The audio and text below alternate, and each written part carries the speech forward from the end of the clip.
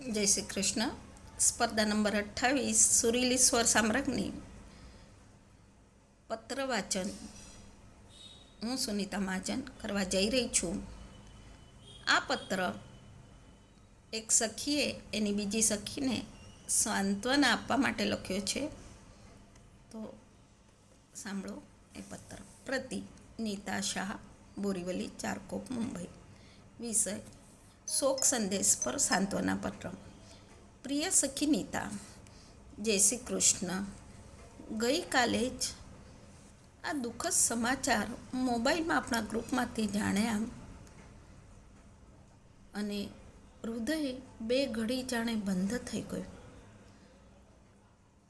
તારા પતિ ભાઈ સાહેબના અકાળે અવસાનના સમાચાર જાણી ખૂબ ખૂબ દુઃખ થયું.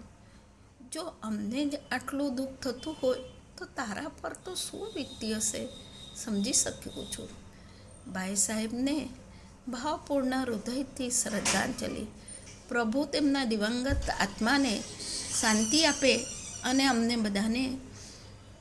તમને બધાને દુઃખ સહન કરવાની શક્તિ આપે, એ જ પરમ કૃપાળુ પરમાત્માના ચરણે પ્રાર્થના.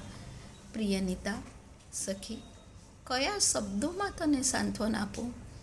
તારો તો સૌભાગ્ય છીનવાઈ ગયો. મારા પાસે તો શબ્દ જ નથી. જીવનમાંથી જીવન સાથી ચાલ્યો જાય ત્યારે આપણે ન સાથી થઈ જઈએ છીએ અને સાથી વિના જીવવું મુશ્કેલ જ હોય છે. નીતા, ધાર્યું તો પણ ઈશ્વરનું જ થાય છે ને? નહીં તો આવું કદી ન થાય.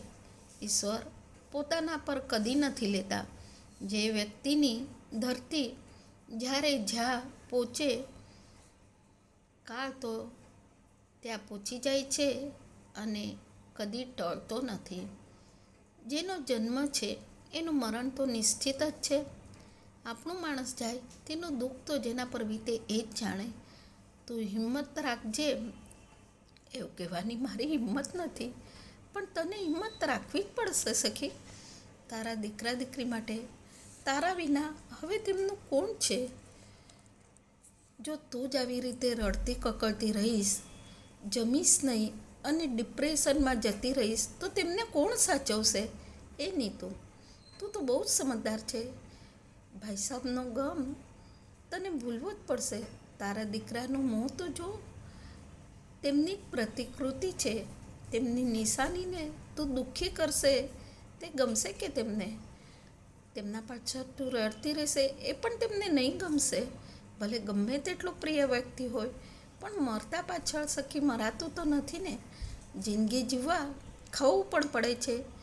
તારું બીપી લો થઈ રહ્યું છે, ખાવા માટે નહીં તો જીવવા માટે ખાઈ લેવાનું. બહુ વિચાર કરવાના નહીં. હિંમત રાખજે સખી, તારી તબિયત સાચવજે. ઈશ્વર તને દુઃખ સહન કરવાની શક્તિ આપે, એ જ પરમ કૃપાળા પરમાત્માને મારી પ્રાર્થના છે. કોઈ પણ કામ હોય તો સહેલીને જણાવજે. બહુ અશ્રુ વહાવીશ નહીં. તારા કિંમતી અશ્રુ સાચવી રાખજે. હજી તો દીકરા દીકરીને તારે જ મોટા કરવાના છે, તેથી ધીરજ રાખવી જ પડશે. આજકાલ બધાના જેમ ફોનમાં પણ હું તને મેસેજ દ્વારા કે ફોન કરીને સાંત્વના આપી શકતી નથી હતી, પણ મને લાગ્યું કે પત્ર લખીને હું વધુ સારી રીતે તને સમજાવી શકીશ.